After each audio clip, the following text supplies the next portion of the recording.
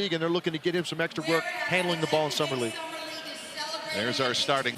And we're ready to go. Brandon Adair, Danica Mosher, and Matt Callio are officials, and we're underway here at the Thomas and leagues in California. Utah had one as well, Salt Lake City. These are two teams. This is the first time they're getting out. There's Hawkins. Aaron Miles, the Summer League coach of the New Orleans Pelicans, and he echoed those exact statements like, it may not be pretty, as they look. So quick to the rim, so long you can throw it practically anywhere.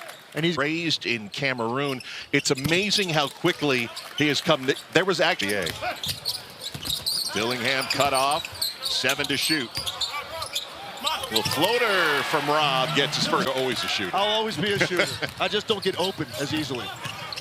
Minot with 3 different Pelicans converging. Marymount University. Maybe a 10th of here today. Really turning out. So Rob Dillingham's numbers there. Out defense by Dacian Nix, but he can't corral the basketball. Nice find. There's Shannon with the finish. 2 great plays. Two-way, nice defensive play. And Terrence Shannon Jr., a young man that was their head coach a little bit later in the broadcast. Look at Dacian Nix, another steal. This time for Minot. A Minnesota Timberwolves coaching staff that's in attendance because of the way they defended a year ago. Late clock, Misi tried to waived by the Hornets, but was told, you know, if you want to play Summer League, you can. As Hawkins, nice job hitting out of the corner 3. Not only did he stay, you never know who's watching. And it could also lead to opportunities abroad. There's just so many opportunities. Went up on NBA rosters. Some guys will end up playing overseas. Shannon hit a 3 on the other end and then tried to. And again, that's the easiest way, Kessie, to make an impression on somebody. House here in Las Vegas, checking out the young pups on the team. Got to be happy with thing that looks a little different to this point in the game as opposed to regular season NBA game. Kessie, not a lot of threes. Yes, right? That's a good point. Right? I mean, you're seeing base out, 4 out, 3 out sets where guys are playing inside-out basketball, taking 3-point shots. Everybody like this as well. They want to see if you're able to break a guy down, as opposed to the people want to see what's your basketball IQ look like. And a lot of times in a setting like this, turns 24 at the end of the month. Played 5 years of college basketball. Nice find underneath and putting it up and in. Jordan 4. Summer League, Kessie. You and I didn't even have him on the roster sheet, and just steps on the court and gets a bucket. I am not a late ad, as you mentioned. And app, the Nets and the Pacers will get underway at 8 o'clock Eastern on NBA TV. Mandate nowadays if you're in that 6'9", 6'10" range. That is one of the hardest things to make that adjustment as Miller misses. I should have maybe said that. I might have jinxed him when I said he looks comfortable because he definitely feels like he can step out and do that. And now they want to see you be able to space the floor, step out, and be comfortable shooting threes. Well, you mentioned we hadn't seen a lot of threes. We just saw back-to-back for the Pelicans. His brother shooting the basketball for the Boston Celtics. It was shocking to me. Teams can make a decision to have no help responsibility on you, and some of them very difficult to find your rhythm. I think that's what he ran into. Well, the Pelicans have heated up, and Jordan Hawkins helping them. They have hit 6 now. Rookie from France. The French Revolution in basketball has certainly arrived. We'll see that later tonight with 1 versus 2, and there's Hyphy knocking down % for Paris basketball last year, and here he is on display. Nix with a really sweet move. See Edwards with the rejection on one end. Nix tried the no look behind the back. Here's the floater up, no. Hauser tip, yes. Towns and Gobert are both adequate enough on the perimeter when they have to switch off, when they have to close out, when they have to cover ground to get the 3 points. Well, we're going to hear from David Griffin, their Executive Vice President of Basketball Operations. He's going to join us here at the start of the second quarter as Hyphy for minute. All right, George, thanks a lot. George with Jordan Hawkins of the Pelicans, who are down 1 as we open up the second quarter, and we welcome in their outstanding young man. What are the expectations here as we... In terms of the workouts heading into this, you know, Jordan can get to a shot anytime he wants. If you have any questions about whether or not he's going to be able to score, but what's going to get him on the floor with our team and with the varsity in a consistent level, an area of growth for him, and we're excited about this opportunity to give him that. At the same time, we've got a lot of ball dominance on the team. Well, speaking of the varsity, there's a gentleman sitting about 10 seats away from us, DeJounte Murray, who... going to be just from a vocal leadership standpoint. He's come in and be very alpha right from the beginning. He's recruiting free agents for us. About the group as a whole. I know everybody thinks we've got to invest in the center position a little bit. We actually are really excited about what we have we're creating for somebody else. And most importantly, he's going to play both ends of the floor. And that's ball dominant in Atlanta. And he was playing off of a ball dominant play creator. And Matkovic is one of those. We're excited about what we have the potential to do to put him in position to go back to being more of a point guard. A veteran that's a player of his caliber, rework his shot profile like catching up on the new CBA, and it's a new world out there with the first and the second aprons. It's going to take me a little while to figure all this out. And I think, again, every team is learning on the fly. And when you were scouting him, that drew you to him when that pick was available, you knew he was the right guy. Well, excited about even that role. If Karlo Matkovic is able to evolve as quickly as he's showing he has so far, that would be really helpful to position. But he's also, as a human being, exactly who we want to be. You can see he can defend in space.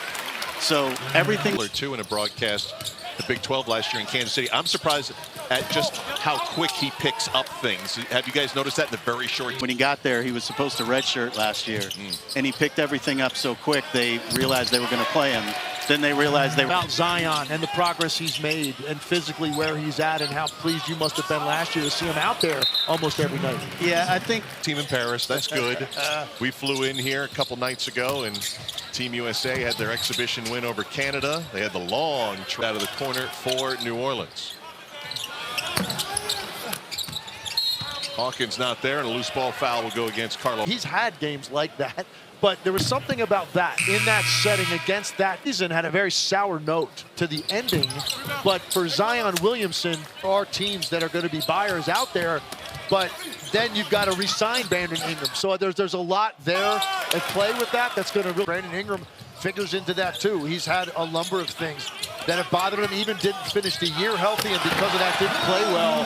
And one of those names that David Griffin brought up because they're a little more devoid at center. A deep two there goes down.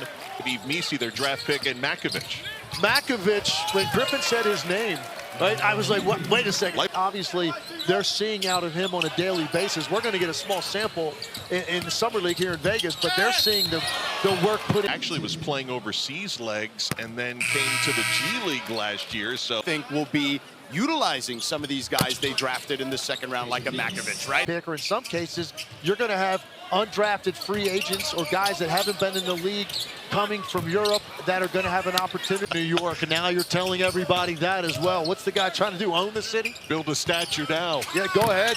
Brockington misses from finals. These are the three marquee events of the year. And incredible what this has become. Oh, what an incredible pass from two-hand over the head outlet pass, basically traveling 60+ feet in the air. A little backdoor action to open up, and it's a back cut to take advantage of Knicks trying to overplay. 3-point play for Hawkins. He's getting treated the way that like Zion gets treated in a regular locker room, because it's really kind of their show, and these guys know that it's going to be built. Jordan Hall with a three-pointer, and the first 6 points of the third quarter belong to the Pelicans, and there's a three out of the corner. Anyways, out for a long time and an extra turnover on the stat sheet. Shannon saw the shot clock bounce. I think Daishen Nix probably should have 2 steals on his ledger. Only 1 on the stat sheet last I see. We'll move on to the playoffs as the Timberwolves defense gets the steal. Here's Shannon with that left hand again, and they couldn't finish. That is one of the areas that the Timberwolves are looking to improve upon, as Isaiah Brockington under some duress. Dillingham catch and shoot. No. Technical foul is called. Go free throw. Probably one guy in this game with the cachet to be able to get a technical foul. That's right. But I'm thinking of the back-to-back Final Fours as a member of the Kansas Jayhawks for Mr. Miles. As Dillingham converts. Dillingham misses wide right. One thing you can see about Dillingham, and you mentioned it, he is looking to catch these outlets. With their veteran Mike Conley, and probably not a better guy to really learn from, to get under the wing than with a guy like Mike Conley at that position, first of all, but also, the blessing to be able to go with it as a top pick. Some injuries in his lone season with West Virginia. First free throw no good, and they were jogged my memory back 2 weeks, and you think of guys, there was a lot of green room. It would have been a logical assumption to think that they would like Dillingham, but they had already drafted a guard, Stephon Castle, with the 4th pick. Against number 67, who's got the ball right now.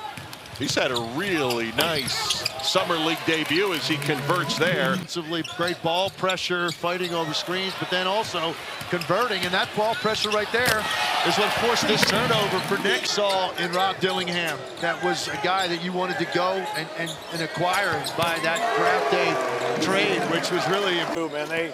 They were locked in and we were aggressive and they saw the opportunity. We were just excited. I mean, he came to me the night before the draft. He said, putting this team together? Yeah, again, when Tim Conley came in, he did a great job of prioritizing defense and two-way players.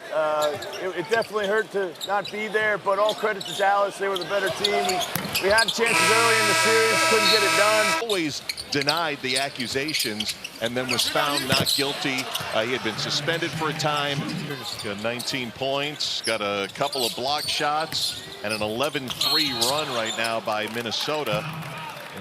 In terms of the front office personnel, the coaching staff, what did they learn going through that? And where do you in that? I think they've now addressed, some backup guard minutes with Dillingham. That was an area, their roster as well, but not top to bottom the level of accomplishment that Team USA has. So it's always a weird dynamic as the greater good, and that's what you're trying to accomplish in a very short period of time. Grant Hill did a nice job putting the team together.